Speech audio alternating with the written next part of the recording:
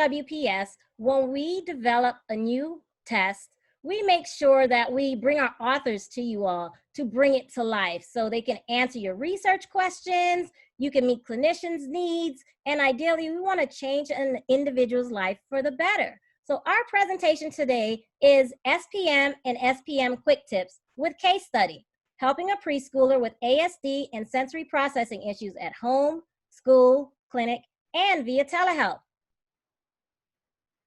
Your panelists today are Diana Henry. So we're honored to have her here as she's the co-owner of Henry OT Services.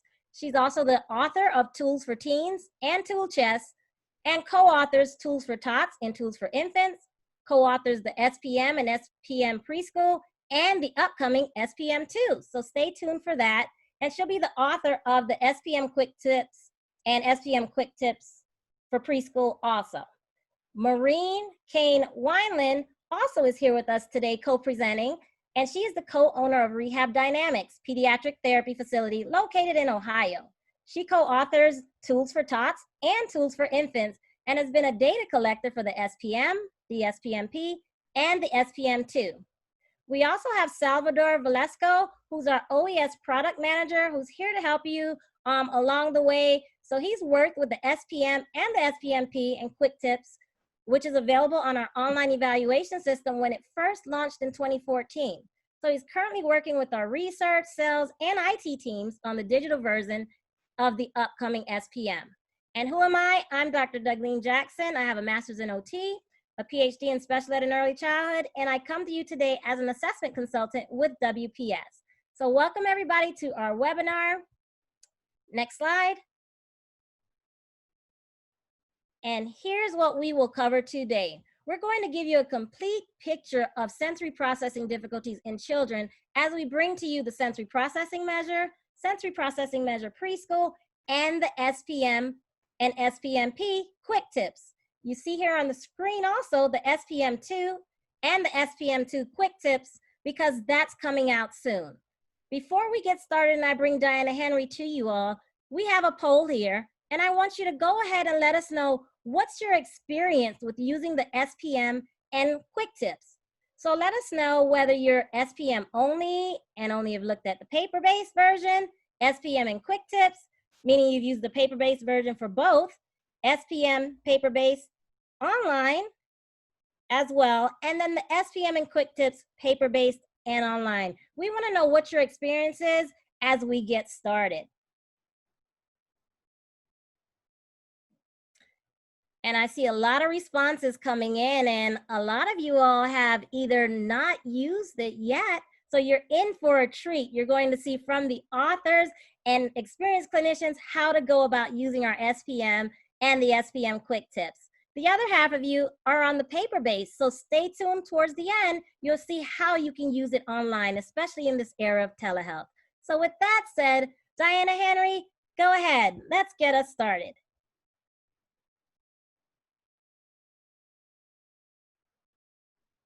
Thank you, Dougleen. It is such an honor. Thank you so much.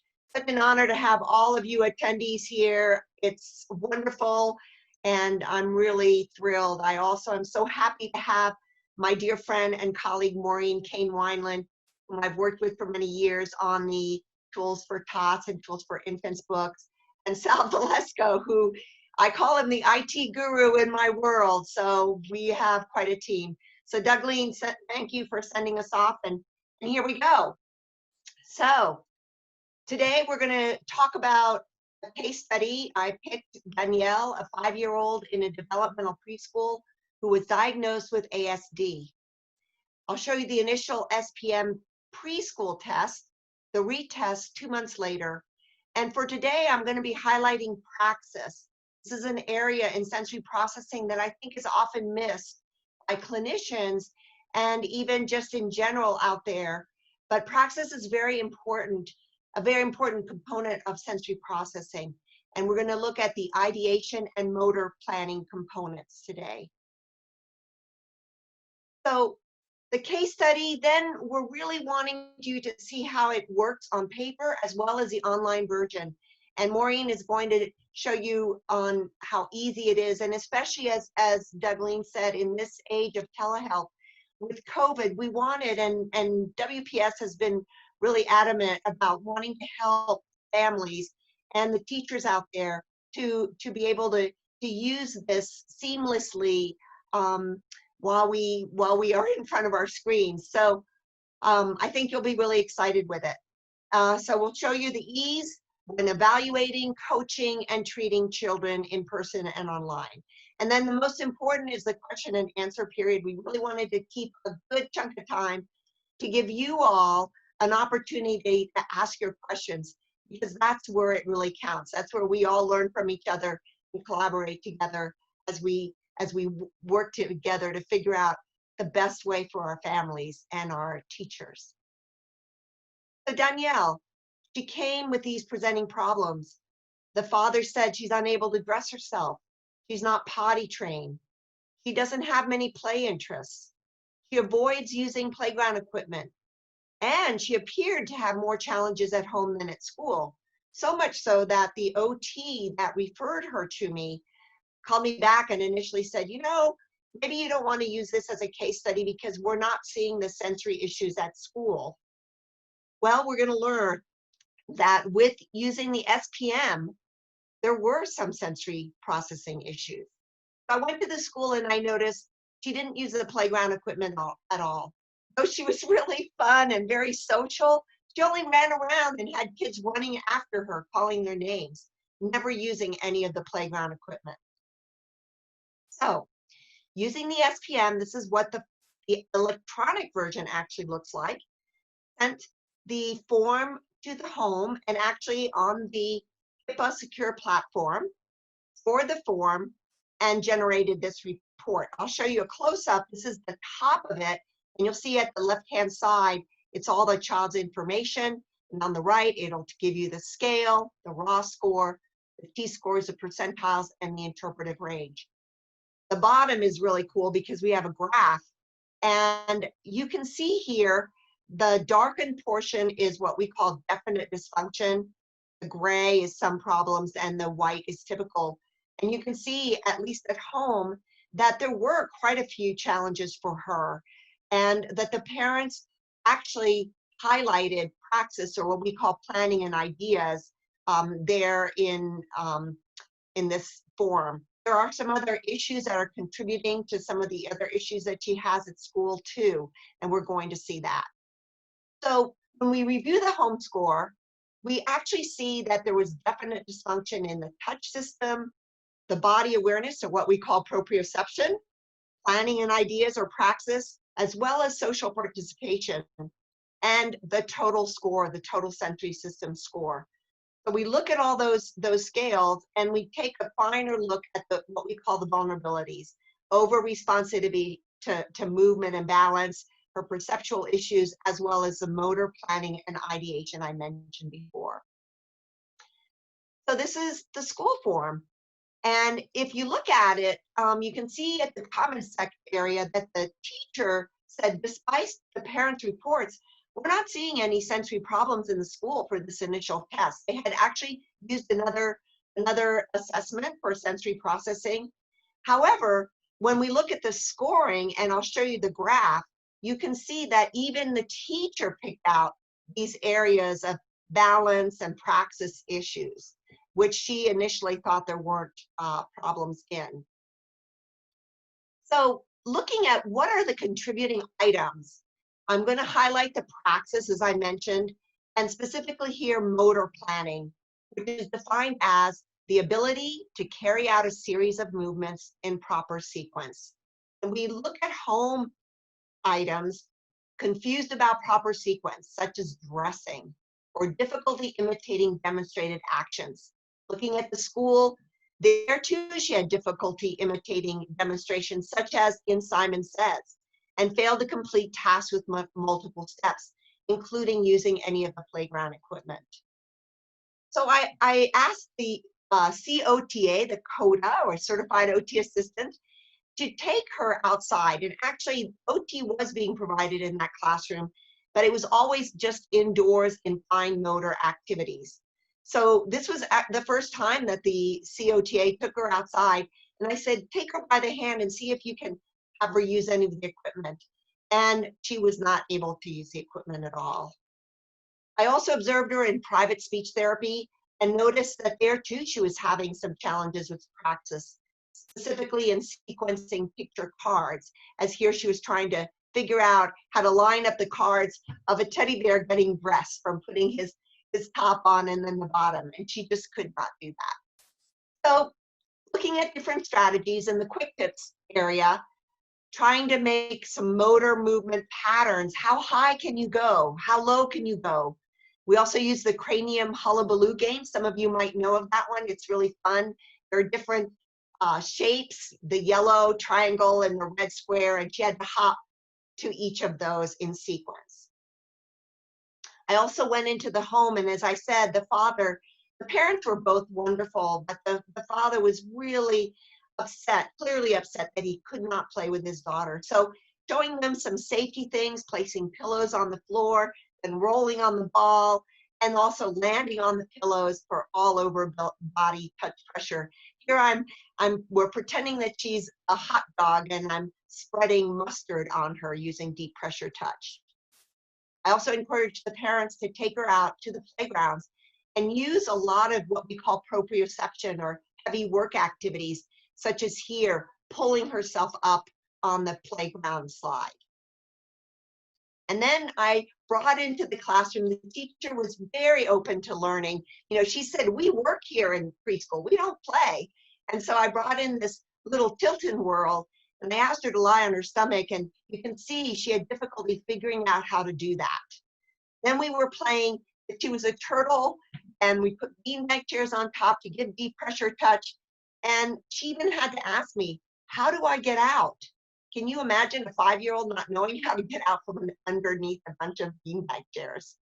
And it was really fun because the classmates came to join. They never interacted before that. So 2 months later, the teacher had been trying to get her to trace the numbers in the air. And so I suggested to give some sensory feedback. And so she started tracing them on a cardboard with some texture. And so the teacher said after 2 months, she now traces actual numbers. The teacher also noticed that she was telling the kids what to do, such as now it's time to go wash your hands. Now it's time to go to snack. And so with the sequencing piece, she started instead asking, now what do we do? What do we do next? Initially, when I walked into that classroom, there was no movement. You sat in cube chairs or in the regular chairs. 2 months later, the teacher said, she's better able to attend and sequence rhymes because of the sensory input we now provide. The ball chair, the tea stool, the rocking chair to sit on. So now let's just look at the other component of praxis, ideation. And that's defined as the ability to create a concept or mental image of a novel task. So at home, she had trouble coming up with new ideas. She tended to play the same activities over and over, like you see a lot of children with autism who will line up the train, and that's all they'll do. At school, also having trouble coming up with new ideas. And she never, well, actually the teacher said to me, I didn't realize I wasn't asking them to be creative. And when I asked her about using the dress up corner, the teacher says, we have one, but we don't use that because we work here. So I took them all to the dress up corner, and I gave Danielle a wand, and I said, oh, you're a fairy princess. And she crossed her arms and said, no, I'm Danielle. She couldn't ideate. She couldn't conceive of being someone else. And every time we played, she required props to engage in pretend play. So this is for the parents, the teachers, those that are not the OTs out there or therapists, that before we decide what to suggest, we have to develop a hypothesis. We use our clinical reasoning. And for this one, I said, she has poor somatosensory processing that may be contributing to difficulties in conceptualizing, planning, and organizing movements, noted both in ideation as well as in motor planning skills. Then is when you can use the electronic system to sort and filter using your clinical reasoning through the scales, the item numbers, the sensory vulnerabilities, and the scores. And then is when you select the quick tips, make an intervention report. We'll show you how to do that. But so this is the intervention report that I did with the father, for the father, actually. And you can make as many reports as you want, and you'll see you later for the school. But this one was for the father, specifically as he had asked to be able to play with her, and also the dressing skills. And if you look, I know it's really tiny, but if you look at the very top one in the touch, she had seemed to enjoy sensations that should be painful, making it a seeking issue. The tip was give the child opportunities for firm, deep pressure touch throughout the day, such as I did that hot dog game. And at the bottom of the form, if you look at planning and ideas, number 69 becomes confused about the proper sequence of actions, motor planning. Item number 2425 on the quick tips says using backward chaining, complete all the steps for the child except the last. When the child is able to do that one, have her complete the last 2 steps. Continue adding steps in this way until she's able to complete all the steps in the task. So from there, with the father and the mother, we choose tips that they can actually implement at home. And so this is called the Quick Tips Record Form. And I'll show you the top portion, and let's go to number 2, using backward chaining, the one I just showed you, that Quick Tips, which is for motor planning. The comment by the father was initially she was not interested in dressing at all. Slowly, though, as I asked her to snap the last button on her sweater, after a while, she wanted to do the last 2. She now does dress herself by herself, and she's very proud. So the bottom of this form is where the parents or the teachers or whoever is using the form can tally the frequency of use of that tip. So if you look at strategy number 2, which is this backward chaining, you can see the first week he tried it once or twice a day. The second week, twice or 3 times a day. The fourth week, he was doing it 3 times a day. And with the mom, by the 4th week, they were practicing dressing 4 times a day. This form automatically tallies. And if you look down here on the month total, you can see that in a whole month, they did it 72 times. So that's pretty awesome. And what the parents and teachers say, you know, this form is kind of like having a Fitbit, you know, that you have on your wrist. It helps me to know, oh, we got to do that quick tip strategy so we can mark it down. And it also helps them to see at the end, when you do the retest, how they contributed to progress. And as a practitioner, if you give them this form and you see, you know, that they didn't do it, then you're like, you can go back and say, what's the issue? Let's see if we can do something else. Or say they did all of these and there's no change, then you know you have to come up with something else, another hypothesis. So we did it for the teacher and paraprofessional. They chose their tips. So you can see number 1, give the child opportunities for firm, deep pressure touch. They did the turtle game, etc. The 5th one, play, let's pretend, dress up. If you look at the bottom of the form, number 5, the first week they tried it twice a day. Then there was spring break. And of course, there's no Sunday or Saturday there. But the 3rd week, they picked it up again, 3 to 2 times a day.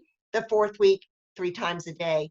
So for that item in a whole month, and they had spring break, they tried it 34 times. So that's pretty cool for a school. So here is the retest. What's really great on the electronic system is that you can do the initial test and the retest and compare them. So let's look at the top of the form. You can see administration 1 over here, administration 2 with all the scores, which make it really great for when you have to write your reports. And then here's the graph. The black is the initial administration. You can see again those high definite dysfunction scores, imbalance and praxis. And then the retest, you can see in just 2 months, she made some progress. You'll also notice that sometimes you'll see that the scores have gotten worse over time, even though the child is doing better. And that can be because as the teachers and parents say, you know, when I first did this, I wasn't observant of it, but now I see it. So be mindful of this. And on the SPM2 manual, we have a section specifically directed towards this. So 2 months post, here's the mother saying sequencing has improved. She's now riding her bike. She's dressing and she's swinging. The teacher, creativity has blossomed. She is putting on clothes during dress up and playing different parts.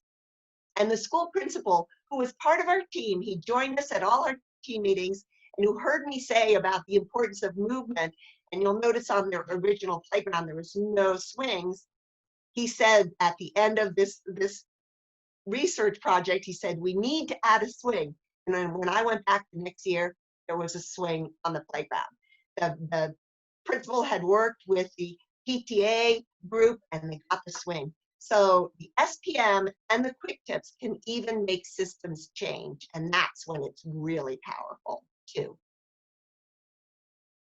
So talked about the paper forms. I think a lot of you are already using those.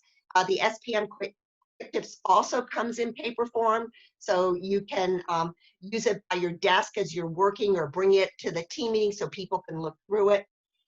And but these are what's available on the online platform, which I just spoke about.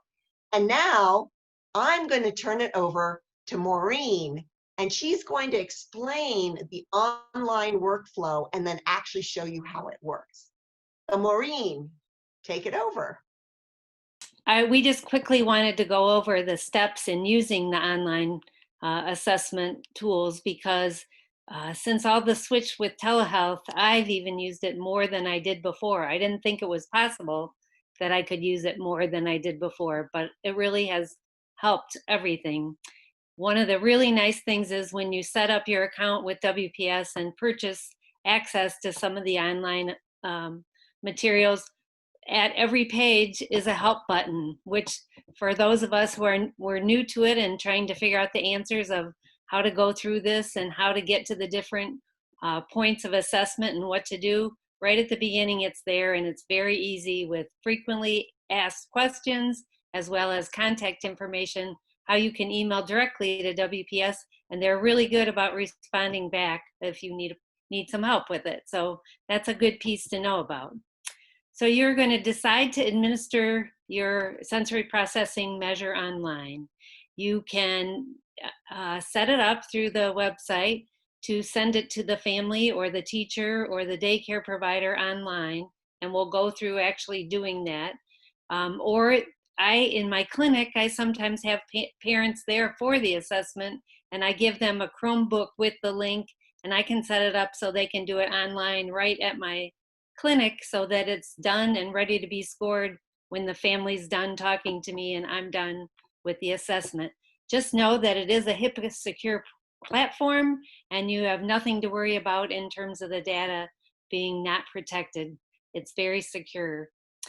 After the parents either return the email to you with the assessment completed, or if they would be completing it in your office, you turn to the next section and ask it to score the form. And one of the things that you do, you have to validate it to make sure that all the answers are there. But there's a very quick tip that shows you if any answers are missing that we'll look at when we are in the program. But instantly, the data that the parents or the teacher have entered is scored, and you get the readout of the graph and the tablet or table, as well as some other information that we're going to look at. At this time, you're going to start looking at the information that you got from your assessment to do some of your clinical reasoning and decide what your plan of intervention is going to be.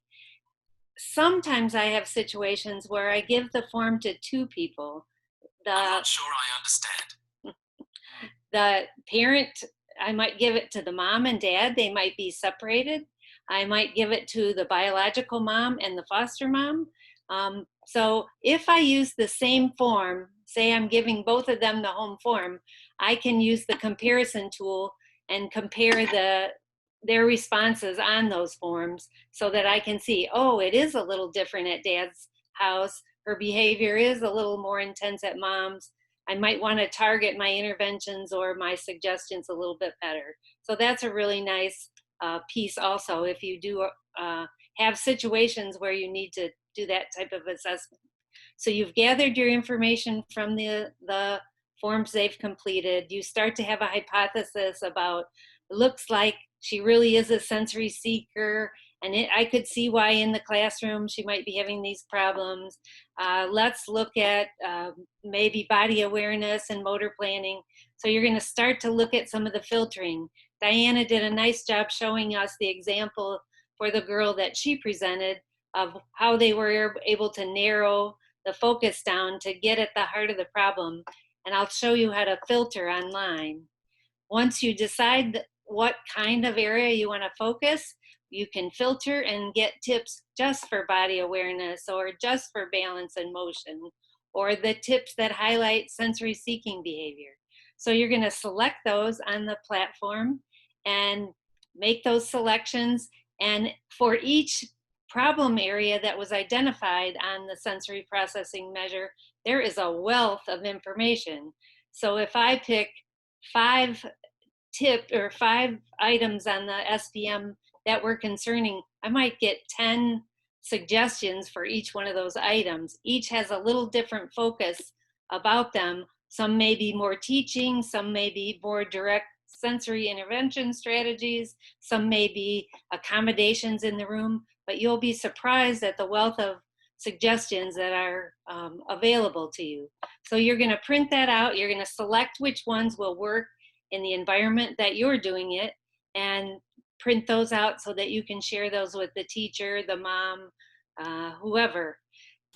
The one thing that is really a nice thing, the data collection, the record form that Diana just showed you, if you take the quick tips and get the information in a Microsoft Word document, which is one of the options, you can copy and paste those suggestions right onto that intervention report so that you have them at the top so they can see intervention tip 1 is this, intervention 2 is this. So as they collect their data, they know exactly what those tips were as they record the answer. So I think that's another really nice bonus of this also. And then like Diana showed you too, you can look at the progress report and look at how did they do at the beginning and how are they doing at retest. Sometimes in our office, we have to retest in 3 months because of insurance reasons. At the school system, I usually only am required to do it once a year.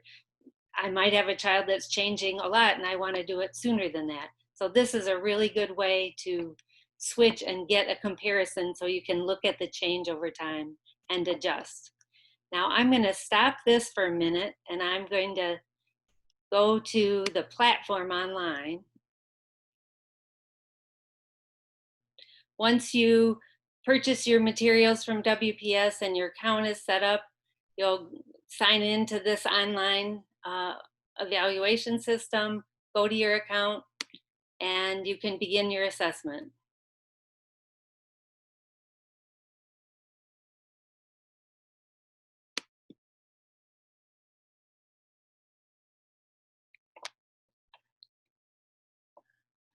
This is the screen that would come up when you're going to start with a new client.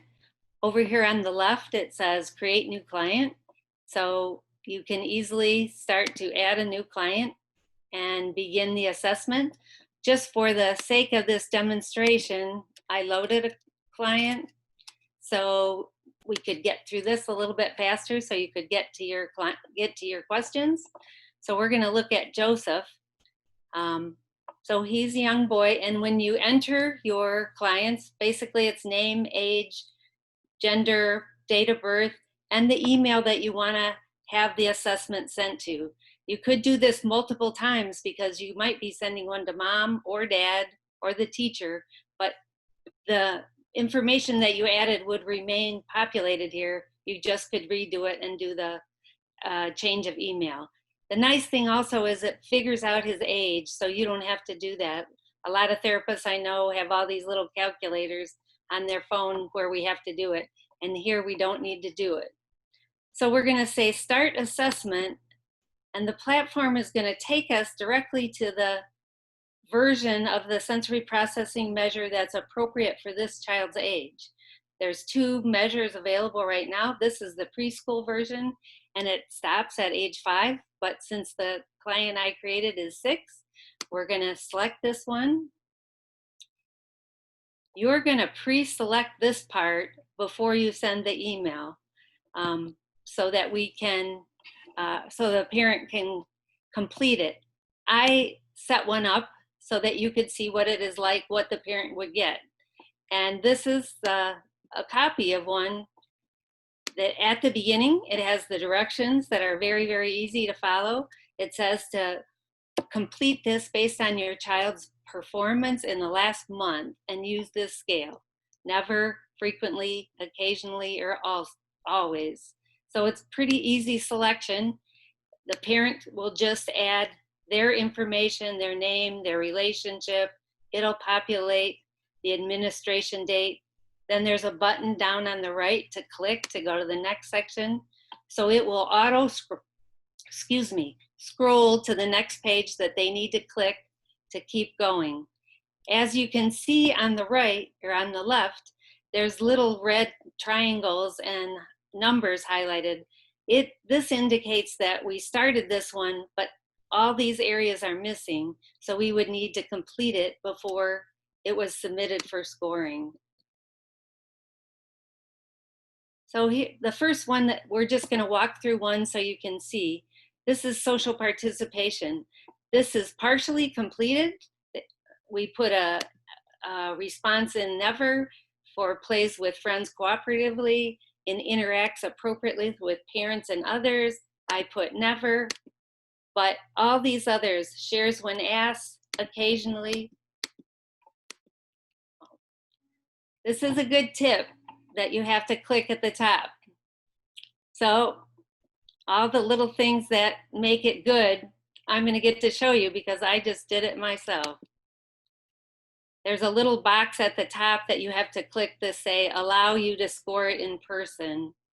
And I had not clicked it when I went onto this page.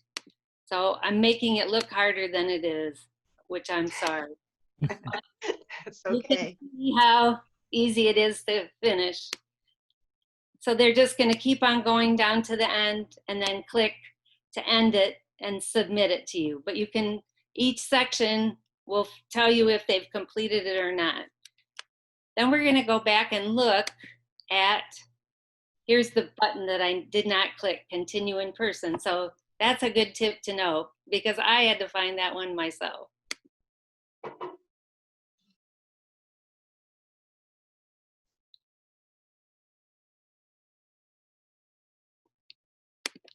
So we already started.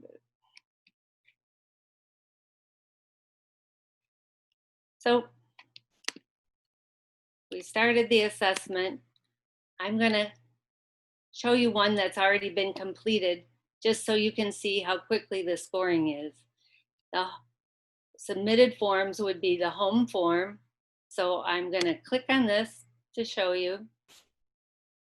The only thing that is missing is one piece in terms of the race, but that doesn't, for the scoring purposes, that's not important. Everything else looks like it has appropriate checks. So you're going to click the view report.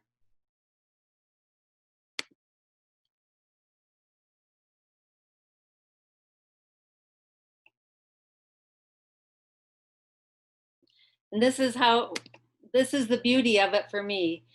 Even when I do it with people online, they submit it to me, I can score it, and I can immediately talk to them about it. I love that it has the table up here, that a lot of the schools require the T-scores and the percentiles. This gives me the interpretive data of some problems, typical, definitely difficulty in areas. My favorite part is the graph though, because when we talk to parents, this is a beautiful way for them to get an idea how their child compares to other children their age. I say that the white area is usually the area that typical peers score in. Here there is some difficulty, and at the top area it's more significant difficulty. And the gray and the darker gray are the areas that we're going to focus on. But we want to know his strengths too, so this really helps us know where we can build on. So in our office, we usually use these in every report. We found that we can print this or put this on the computer in Microsoft Word and highlight this and just copy it right into our reports to save us some typing. So I think that's a nice add-on. This is also nice. They've added on that they give you a printout of every item that the parents scored. So you can, if the parent says, well, I don't understand why they had problems in motor planning or why body awareness came back. Well, I'll pull up the area up on body awareness and the things like seems driven to high activity levels frequently, bumps into children or pushes into children frequently. In this situation, that's exactly what was happening. He had a lot of problems bumping into kids and pushing kids over at school. So I could highlight why that might be a problem based on their answers. It also helps you to look at this and begin your clinical reasoning so that you can determine what areas you want to highlight when you go back to the quick tips form, so that you can sort out the suggestions that you're going to use with them. So I'm going to go back to the initial part where we started the assessment. I am going to move these over here.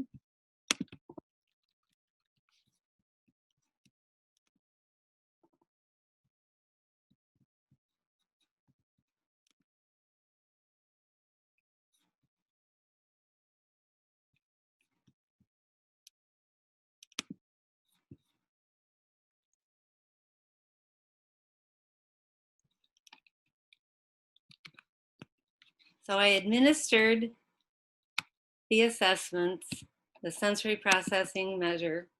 It's scored and we're ready. And I'm ready to start the quick tips. So I'm going to go to the section, sorry, my picture is in the way. The section on the side that says reports. And I'm going to come down here to the quick tips report section. I'm going to create one. These are some I did just to work on some demos, but just so you can see, I'm going to create one based on some of the things we talked about today. Since for him, the school was a big issue, I'm going to choose to do it as a school form. Click it at the bottom. And we talked about some of the ways that you can filter it. Up here, it's pretty small print, but you can see you can filter by the scale, by body in motion, body awareness, hearing, planning, any of the ideas or any of the categories on the SPM, you could filter by any one of those. Since the boy that I was working with had balance and motion and body awareness issues, I'm going to filter by those two criteria. You can also choose to filter by sensory vulnerability. Was he over-responsive, under-responsive, seeking? So that's another option. I am going to stay with what I have, but I can also look at the areas in balance and motion and body awareness where he had the most problem. So that would be things where he scored 3, and that's where I'm going to decide to focus. Remember, if you pick every one of these items, you're going to get lots and lots of suggestions. So I like to start with 2 or 3 when I'm giving someone an intervention program, because it can be overwhelming. I'm going to pick one for body awareness. This one says moves chair roughly. That's one of the things the daycare teachers had told me. Jumps excessively, seeks out crash pads or crash landing spots, and slams doors. Those were some of the complaints that came in. So we're going to start here. I'm going to go to the next page again. And there's a ton more that we could pick. But to start with, I'm going to only pick a few because I have to do one more tip.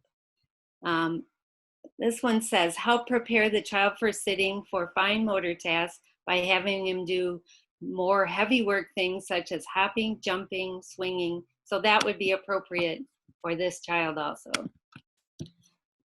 And this is simple as that. I'm going to say this is Joey's OT suggestions, and it can be used for daycare staff.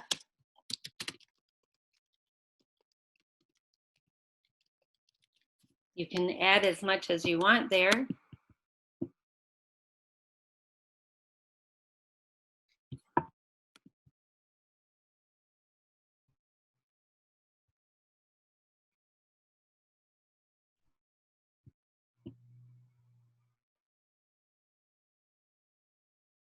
And the suggestions that we pulled are here. It has the scale, it has the item where he had difficulty, and here's one of the items that we pulled just to show you. Diana showed you the record form, so how they could keep tabs of what interventions they were doing. So a way to do that is copy and paste this. This one says, help prepare the child for sitting and for fine motor tasks by using heavy work such as hopping, jumping, or swinging. And I only pulled one up to print just so I could use an example for you, but I wanted you to be able to see how easy it was also to go back to the record form. In the assessments section,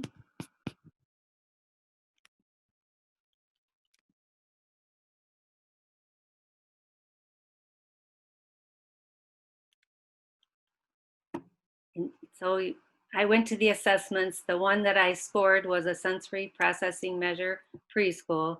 When I click on that, here's the document sections that has some of the manuals and the quick tips, but there's also a documents section, which is very helpful. And here's the record form right here. It's blue. You click on this.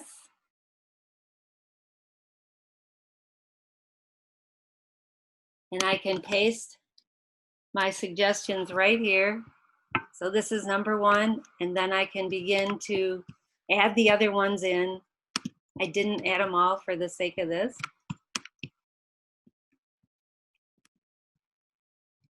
But then on strategy number one, we can put the strategy brief up there. We can say, you add a number in and it will keep track of how many they did it for the week, and you can tally for the month. It's a really nice way to keep data on interventions, especially now that we're being asked to do more data-driven interventions in the schools, so and in the clinics also. So I think it's a very good way to do this. And I am going to turn it back over to Diana to finish up a little bit for you. Diana.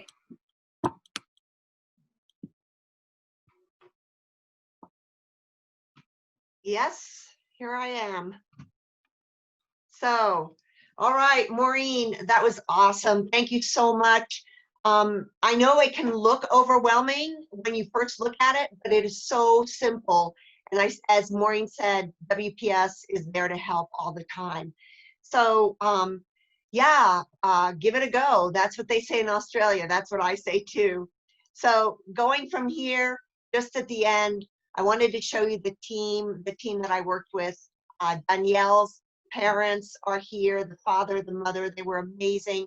Dakota that joined in when we said, let's go outside. And here's the teacher who said, I never realized that I was doing so much work. It's time for play and being creative. And then the OT that referred, and then this is the daycare worker. So putting heads together brings results. That's true of the teams as you work with the SPM. It's also true of this webinar. I just want to thank everyone for being here. And now is the big time for questions. So take it away. Yes, thank you, Diana. And thank you, everybody, for diligently posting your questions in the Q&A box. Continue to post them there, and we'll get to them as time permits.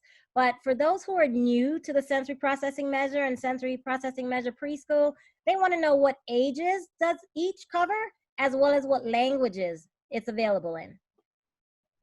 So the sensory processing measure preschool right now is 2 to 5. And 5 if they're still in preschool. The SPM is from 5 to 12, 5 when they're in elementary school. The new SPM2, as long as you're asking for ages, the SPM2 will be, the infant will be 4 to 9 months old, the toddler will be 10 to 30 months old, The preschool will stay the same, 2 to 5. The child, that will be the new name for it, will be 5 to 12, still the same. We will have the adolescent form, 12 to 21, as long as the child is still in school. And then the adult, 21 plus, we have possibly up to 87 years. Yeah.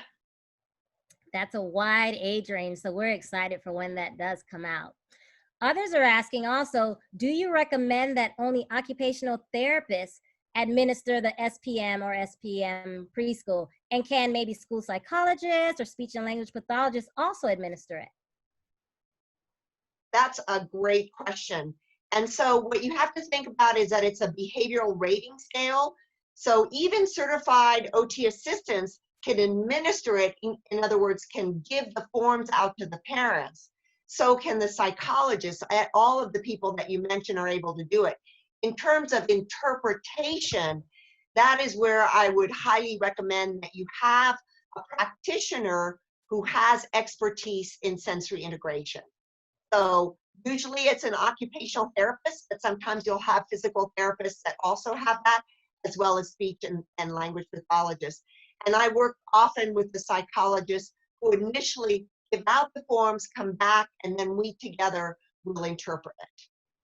Yeah, so interprofessionally, these assessments can be used, and that's the beauty of it. Yes.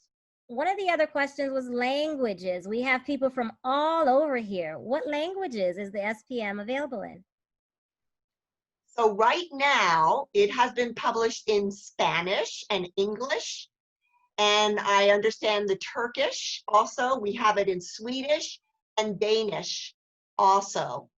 And then I know there are other countries that have asked about doing research. So if you contact WPS, if you contact WPS, they can help you, get you to the person, Susan Weinberg, who helps you with the possibility, if you're at the university level, to do a research project using the SPM. So that's what you need to do if you are in a different language.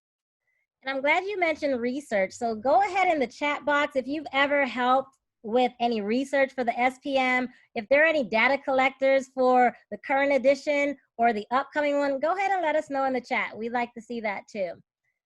Another question came in that wants to know about our online evaluation system. And if you're not on it yet, this was a great way to see how to use it.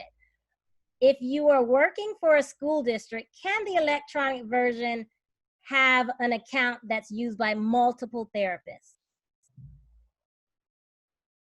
And I can go ahead and answer that if you'd like. Yeah, Yeah. yes, please do. Yes, you can use it across multiple therapists. They would all have to sign up under one organization. So if they're in the same department, you can share protocols. You can also move students from one clinician to another if maybe one's out on maternity leave and you wanted to see a previous report. So yes, within an organization, you can share protocols, manuals, and use them amongst all of the providers there. Let me see. There's another question that wants to know, when is all of this going to be available? And I know we're getting to that shortly. And they also want to know, again, what the age range is changing for the SPM2. I think you said that earlier, but some people missed it. So what's the age range that's going to be added with the SPM2? So just to clarify, when you said, Dougleen, when is this all going to be provided? So everything that Maureen and I have spoken of and you have spoken about, that is available now. If you're talking about the upcoming SPM2, and maybe I can show the next slide, which has a little bit, I believe that all of you participating in this webinar have received the flyer that says SPM2 and SPM2 quick tips. And I'm just highlighting this because you'll have it in your hand. So the bottom of this flyer here has really some good bullet points about it. But let me go back to the original about the changes regarding the age ranges. So basically, the SPM and the SPM preschool, or the elementary age, are the same as they are now, which is SPM. We're calling it the child version. child will be 5 to 12, 5-year-olds if they are in kindergarten, and the preschool remains the same, and that is 2 to 5 when they're in preschool. And the reason is that the elementary version or the child version, the version now called the SPM, has environment forms like bus, music, art, PE, cafeteria, and PE. What did I miss? Cafeteria, recess, bus. Did I miss something? There should be 6 of them. The art classroom and recess, I think. Did you cover those? Yeah, thanks. Thanks, Sal. Yes, art, music, PE, cafeteria, bus. And recess. And recess, Playground. of course, recess. So that's in the child version. So that's why that will be the elementary school. All those areas like recess and preschool, that's the preschool teacher actually is part of that, or the assistant in the preschool class. So that's all embedded in the preschool version. So the new SPM2, the extended age ranges, as you can see here, there's the infants. And so that is 4 months to 9 months, and then 10 months to 30 months. Then the preschool, school-age children, the same as what I just said.